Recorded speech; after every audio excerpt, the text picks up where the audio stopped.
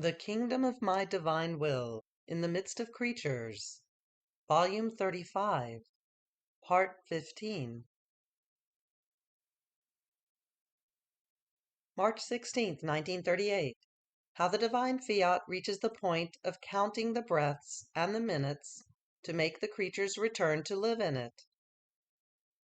How the creature knocks on all created things.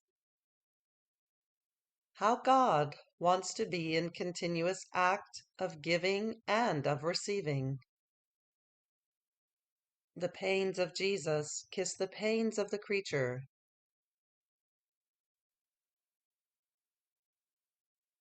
It seems to me that the divine volition awaits me, wants me, and yearns for me to enter into it in each instant, so as to re-enter into all my acts.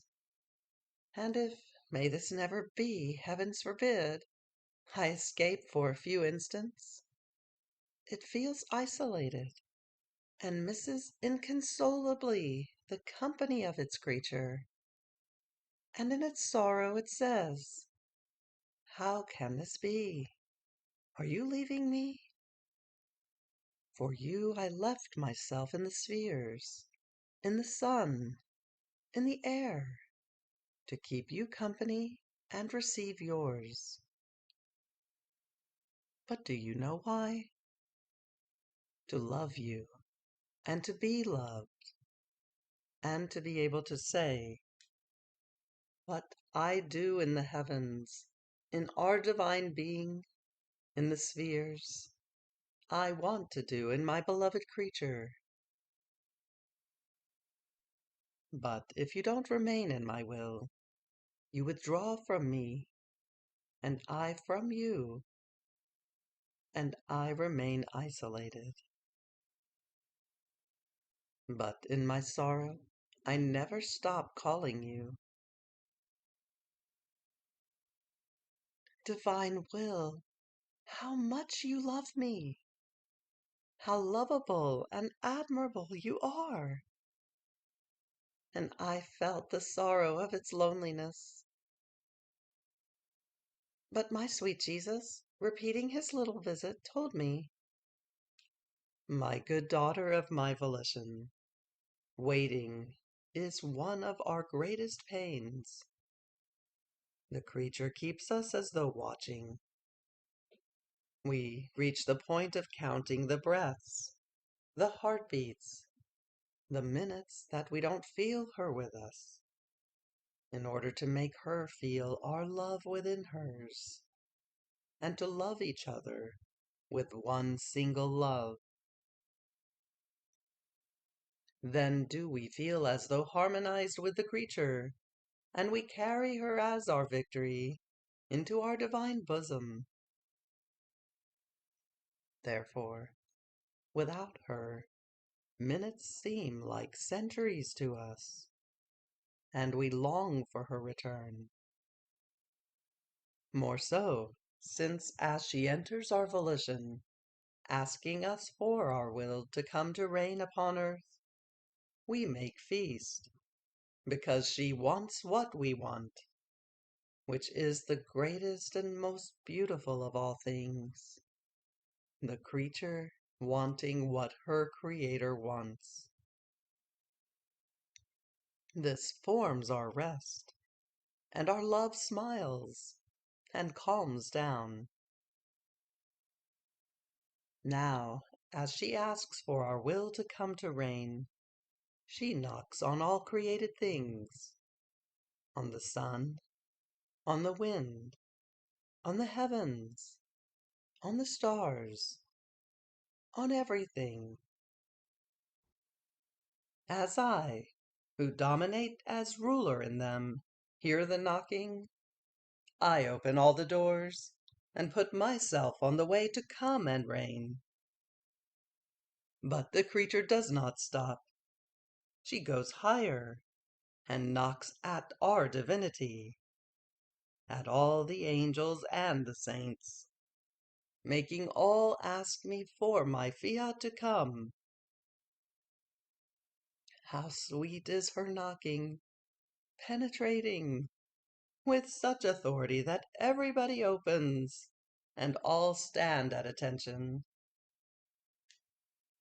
She gives everyone work to do, and all ask for what she herself wants. Therefore, the living in our will moves heaven and earth, putting all our works in action for a cause so holy.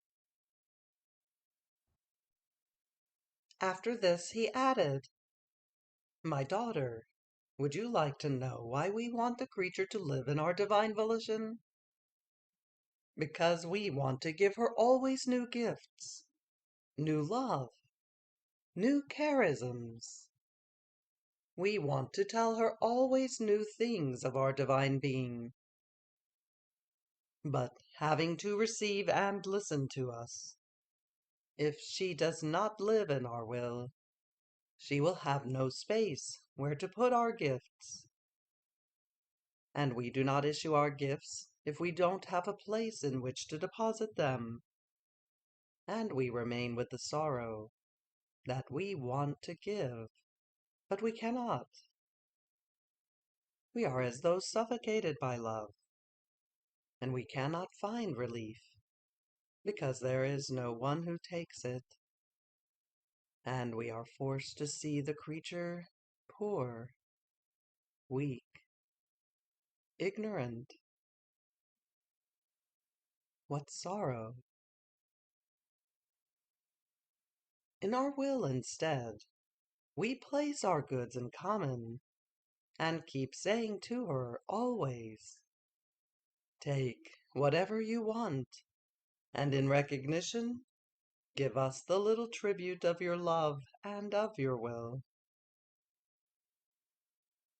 Therefore, my daughter, let us make a pact. Let us agree on this. I must always give to you, and you must always give me your little love. In this way, we will be always in communication, and will always have things to do together. We will love with one single love, and be happy of one same happiness. Then, as I was in suffering, with such restlessness that I couldn't find a position, my sweet Jesus came back and continued, "My daughter, my pains kiss yours. Embrace them, breathe upon them with their love. They identify your sufferings with mine, giving them life in my own pains. So your pains receive the same infinite value and the good that mine produce. In my will, all things change, the pains also. From human, they become divine. I feel that it is not the creature who suffers them, but I myself form them. I create those pains, in order to suffer them inside my beloved creature. It is my life being repeated in her, with the cortege of my pains. This is why I call them my pains. And if you knew what I do with these pains, I place them between heaven and earth as perennial glory and love to my celestial Father, as defense and refuge of the creatures, as remorse for those who offend me, as a cry of love to those who do not love me, as light for those who do not know me. In sum, I make them do all the offices of good needed for the creatures. Therefore let me do it. These are works that your Jesus wants to do, and I can only do them in one who lives in my will. Fiat. March 20th, 1938. Love devices of the creature who lives in the divine will. Example of a teacher who possesses the sciences, but does not find anyone to whom to teach them. Or of a rich man who does not find anyone to whom to give his riches. I am in the arms of the Fiat, which loves so much its beloved creature who lives in it, that it holds her always tightly in its arms. Even more, its love is such that it places her inside its incessant motion. The tiniest distances, or the gaps of an instant, in which it doesn't feel her with itself, in its own life, would be for it the most painful martyrdom of love. And in its sorrow it would say to her, "Daughter, do not move away from me, even for one single instant. You would embitter my love, because we feel your life as our own. Therefore we would feel our love being torn and tortured. In fact, you must know that for the creature who lives in our will, her breath lives and breathes within our breathing, and as she breathes, we feel ourselves being loved, and we love her. Her motion moves within ours, lives our same life, operates with us, speaks with our same word. We feel her circulate inside our divine being, like the blood that circulates inside the veins of the creatures. And she says and repeats always, "I love you, I love you." Not yet satisfied, she takes off in flight. She goes around through all created things. She gathers our love spread in all creation, and comes to take refuge inside our Supreme Being. And she surprises us by bringing us all the love that all created things should give us, if they had reason. She keeps finding ever new devices in order to love us. Other times she goes to her mother and queen, and asks her for all her love. And she surprises us by bringing us redoubled the love of the great lady. Then, celebrating, she says to us, "I bring you the love of my celestial mamma, in order to love you." And oh, how pleased we feel! It is impossible for us to be without the one who lives in our volition. O divine will, how much love and power you contain for those who live in you! And I felt so amazed that I didn't know how to continue on speaking. And my beloved Jesus, repeating his short little visit with unspeakable love, told me, "My daughter, born and reborn in our will, you must know that the living in our will contains such prodigies and unheard of marvels that the very heavens are shaken and reverently lower themselves in hearing them. In fact, in this creature we can carry out our creative work. We can deposit our love, our delirium, our longing and sighs, our will. She will make others comprehend our supreme majesty. She will make us loved with our own love. Without this creature, we would find ourselves as a teacher who possesses all the sciences. He could give his lessons in all universities and all schools. But no, he cannot even find one pupil to whom to teach his sciences. What sorrow for this teacher, possessing so many sciences and having to keep them unused within himself, without being able to make known the value of the sciences he possesses. Oh, if this teacher could only find even just one pupil who wanted to learn his sciences, he would place him on his knees and keep him with himself night and day. He would feel that his science will not die, but will live in his pupil, almost so as to duplicate his own life. Oh, how much he would love him! He would feel reborn in his pupil, his loneliness being broken. He would feel loved by the one to whom he imparts his lessons.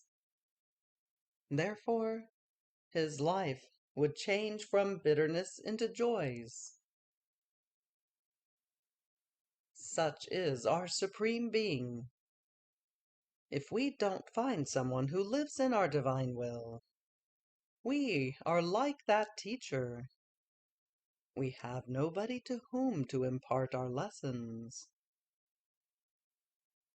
We possess infinite sciences, and yet we have no one to whom to say a word, because the light of our will is missing, which would make him comprehend what we want to teach him.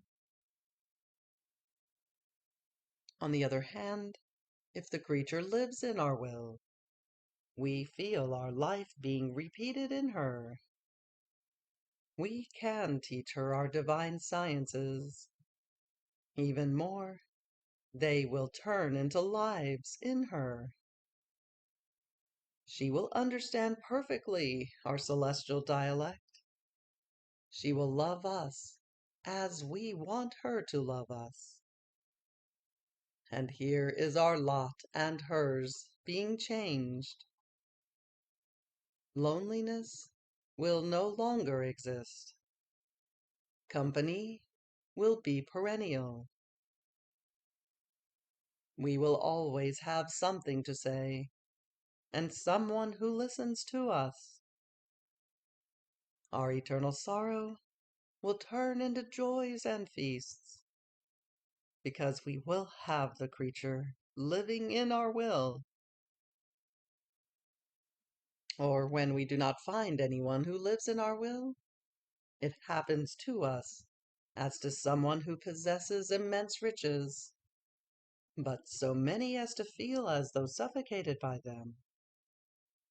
And yet he finds no one to whom to give, nor anyone who takes his goods.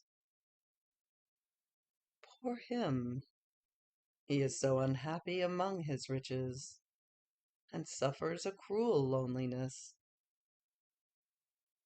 There is nobody who would love him, who would respect him, or say to him even just a thank you. On the contrary, it seems that all shun him, because he finds no one to whom to give his riches, nor anyone who would take them. Without company, joy dies, and because he is unable to give them to anyone, he feels that his goods, his life, do not live inside others. Isolation is the greatest of bitternesses. Oh, how many times we want to give, but we have no one to whom to give. Even more, by not living in our will, the creature closes the doors on us. She impedes our entrance, or rather, she puts herself at a distance from us, surrounding herself with miseries, with weaknesses, with passions, the ugliest ones. This is why the living in our will arouses amazement in everyone, and we ourselves remain amazed, having to enclose the infinite in the finite, immensity within the littleness. We have to make such wonders and prodigies that only our love, ruling over our divine being, can move us to make the most astounding marvels, but such that even the angels and the saints remain astonished and mute, in awe. Fiat.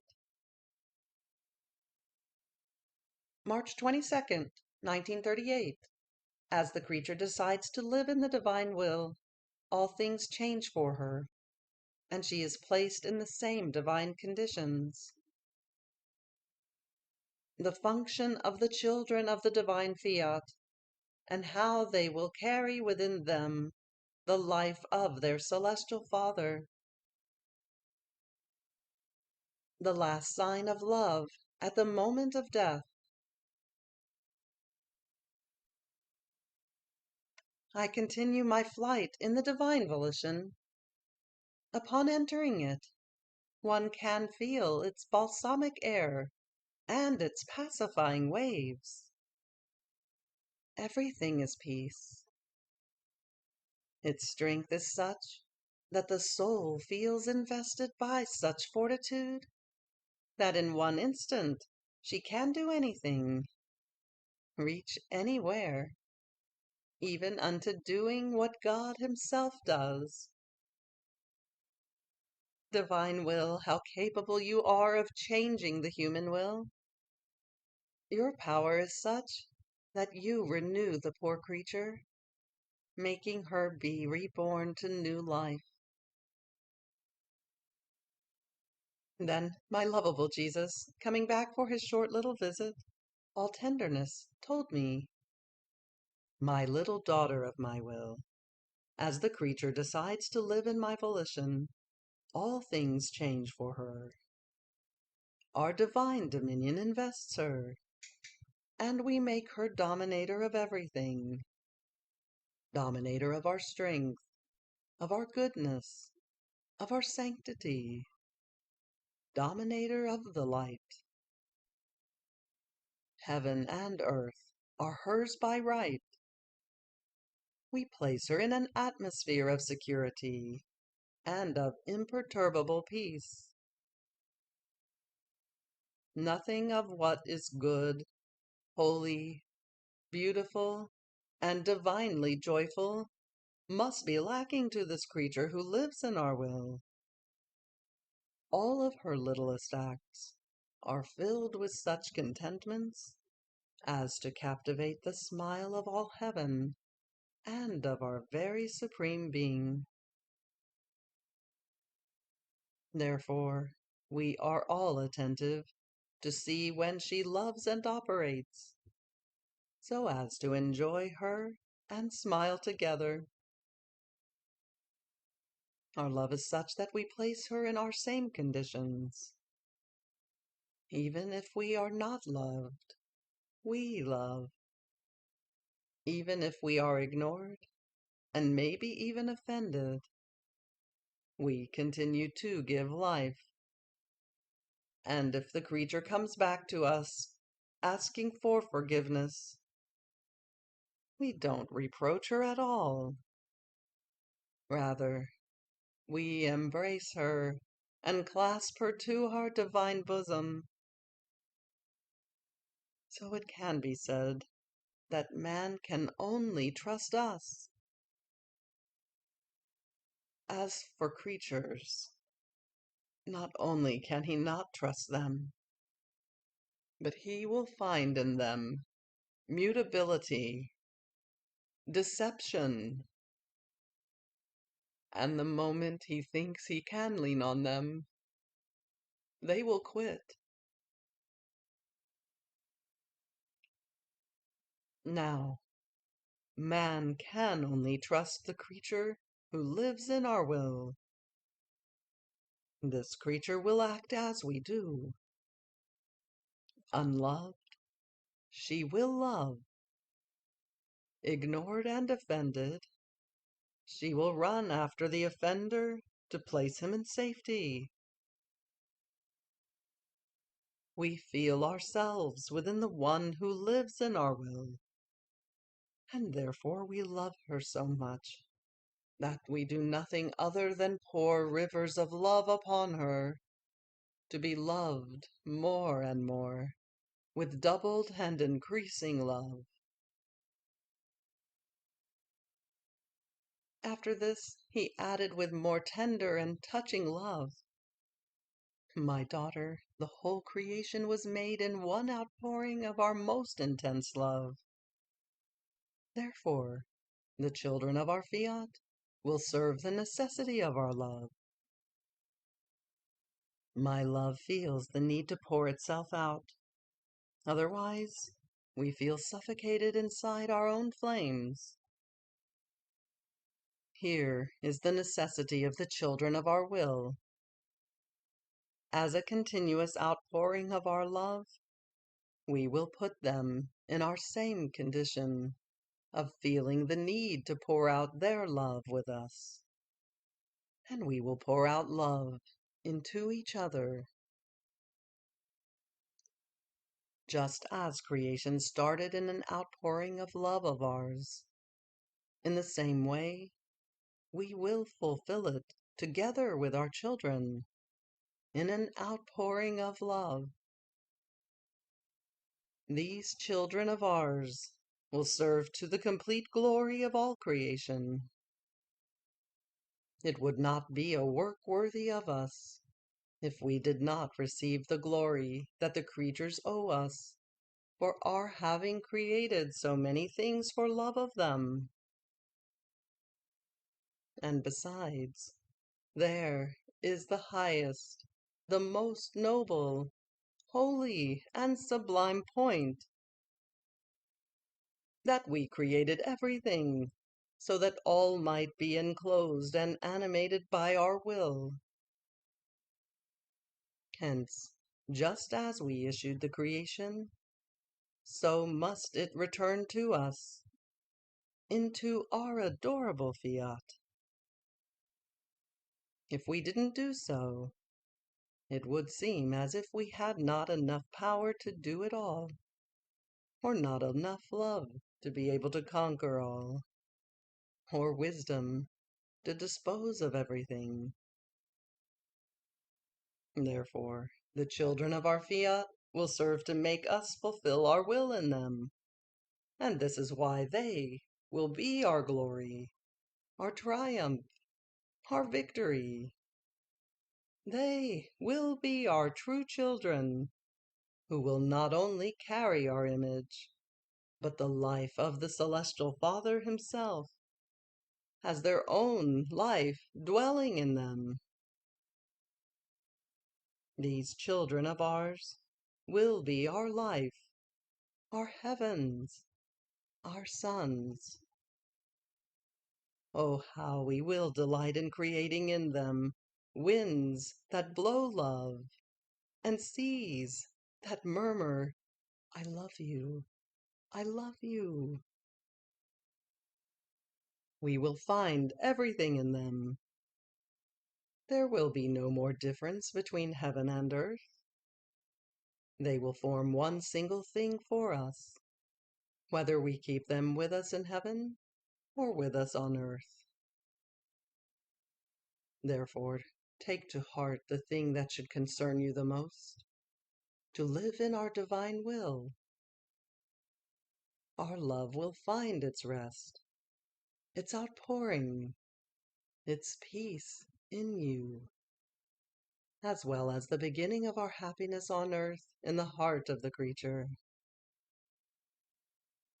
Our will hover over you constantly to make our life grow in you, and our love will send you its continuous breath to love you with ever new love, and to receive yours as the expression and requital of its love. After this, my beloved Jesus added, but with such unspeakable tenderness that I felt my heart crack, "My good daughter, if everyone knew what I am telling you, what my will does with the creature, how it lives with her, they would all throw themselves into its arms, never to detach again. You must know that my will acts as a true mamma for the creature.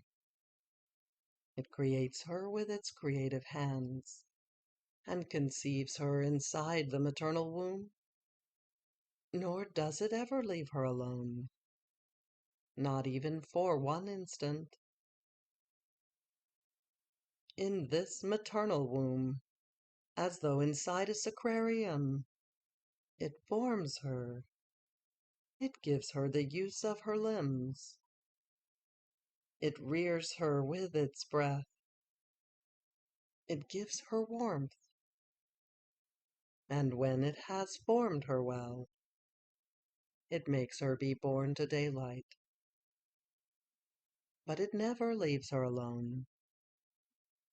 More than mother, it remains always over her, watching over her, assisting her, giving her motion, the articulation of her members, the breathing, the heartbeat. And as she grows, it gives her the use of the word, and step to her feet. There is nothing that the creature does which my will does not do together with her, to give her the use of the human life.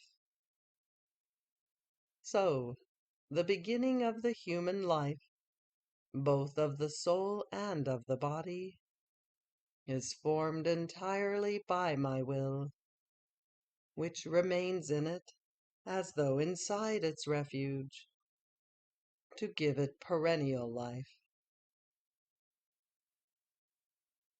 Now, my daughter, until guilt begins in the creature, everything is my will.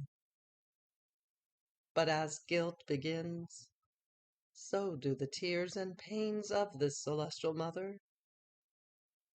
Oh, how it cries over its child! But it does not leave him. Its love binds it to live in that creature in order to give her life.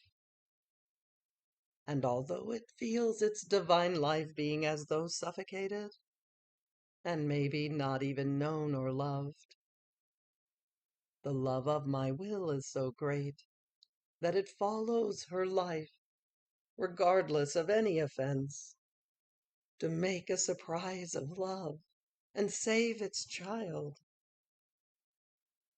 Our goodness and our love are such that we try all ways, we use all means to snatch her from sin, to place her in safety. And if we don't succeed during her life, we make the last surprise of love at the moment of her death.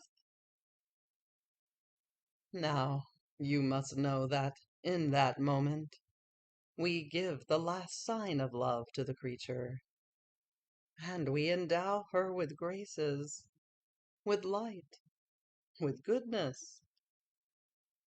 We place such tendernesses of love as to soften and conquer the hardest hearts.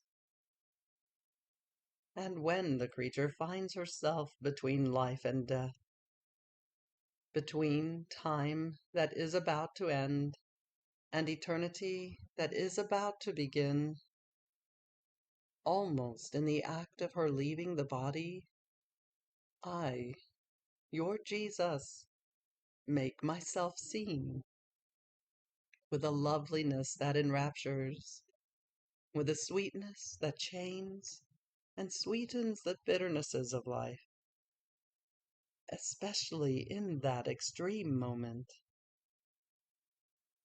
Then my gaze, I look at her, but with so much love as to snatch from her an act of contrition, one act of love, one adhesion to my will. Now, in that moment of the stripping of illusion, in seeing and in touching with their own hands how much we have loved them and do love them, the creatures feel such sorrow that they repent for not having loved us. They recognize our will as the origin and completion of their lives, and as satisfaction, they accept death to fulfill one act of our will. In fact, you must know that if the creature did not do even one act of the will of God, the doors of heaven would not be opened. She would not be recognized as heiress of the celestial fatherland. The angels and the saints cannot admit her into their midst, nor would she want to enter, because she would recognize that it does not belong to her.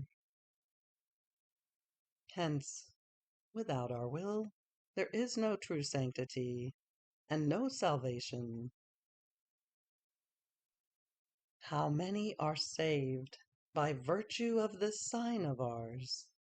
All love, with the exception of the most perverted and obstinate, although it would be necessary for them to go through the long path of purgatory. The moment of death is our daily catch, the finding of the lost man.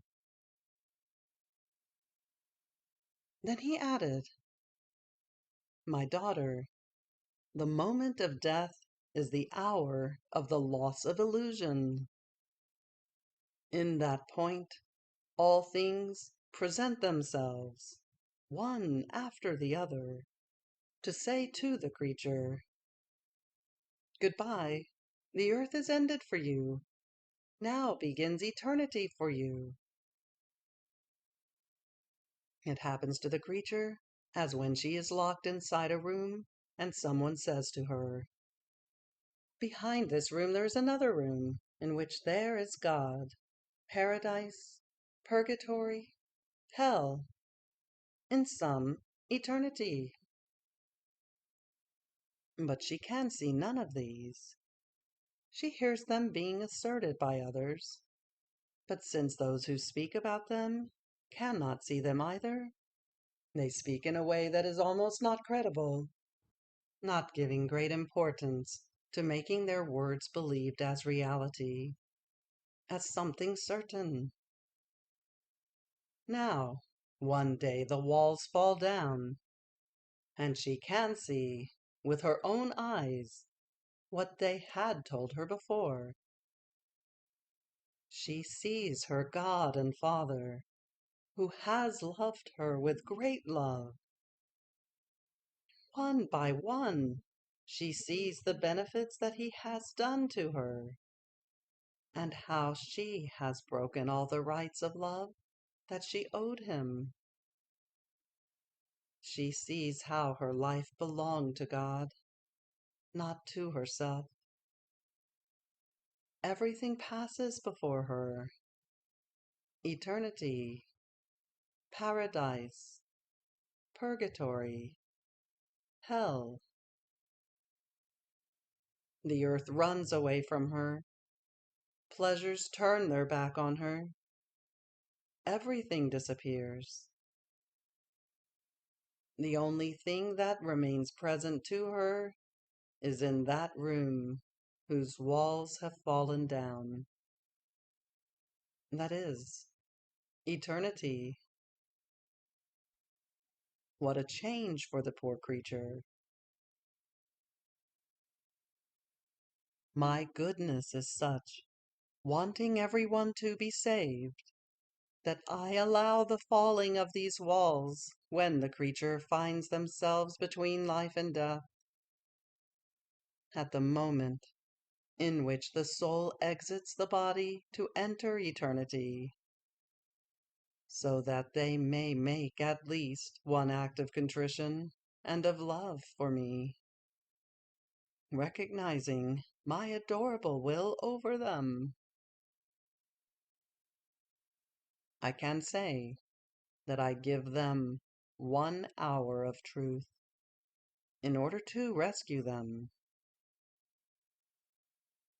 Oh, if all knew my industries of love, which I perform in the last moment of their lives, so that they might not escape from my hands more than paternal, they would not wait for that moment, but they would love me all their lives.